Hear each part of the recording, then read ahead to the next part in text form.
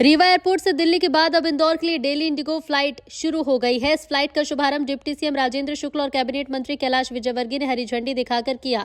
इस सेवा से रीवा को इंदौर के जरिए 12 देशों की एयर कनेक्टिविटी मिलेगी। इसमें Thailand, UAE, Singapore, Vietnam, Indonesia और यूरोप के कई शहर शामिल हैं।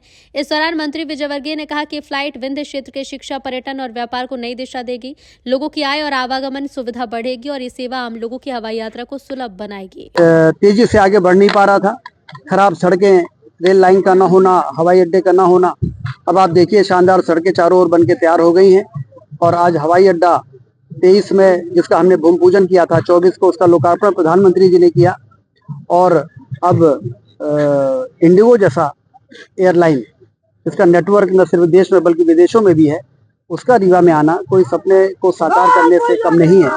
और अब निश्चित रूप से आने वाली पीढ़ी के लिए विंध्य और रीवा भी एक ऐसा स्थान बन के तैयार होगा जिस तरह से भोपाल, इंदौर और महानगर होते हैं।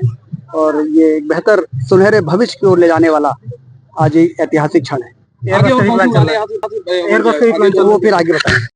लंबे समय का प्रयास है राजेंद्र जी का और उनकी पूरी टीम का, और एक एयरपोर्ट बनाना, फिर उसमें फ्लाइट चढ़ाना एक छोटा काम नहीं है, ये बहुत बड़ा काम है।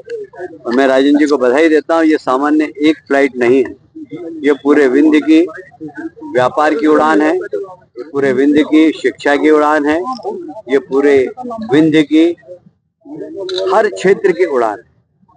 और इसलिए विंध्य अब टेक ऑफ कर रहा है और ये टेक ऑफ हवाई जहाज के टेक ऑफ होने से उसकी स्पीड बहुत ज्यादा बढ़ गई है। अब ये मान के चलिए कि विंध्य भी एक प्रगतिशील क्षेत्र कहलाएगा, एक उन्नत क्षेत्र कहलाएगा। यहाँ का हर क्षेत्र में विकास की संभावनाएं अपार है और उस संभावनाओं को फलीभूत करने का काम राजेंद्र जी और उनकी टीम ने किया है। मैं राजेंद्र जी को बधाई देता हूँ, प्रदेश के मुख्यमंत्री जी को बधाई देता हूँ और हमारे प्रधानमंत्री जी जो हमेशा एक बात कहते हैं कि हवाई चप्पल पहनने वाला हवाई जहाज में घूमे।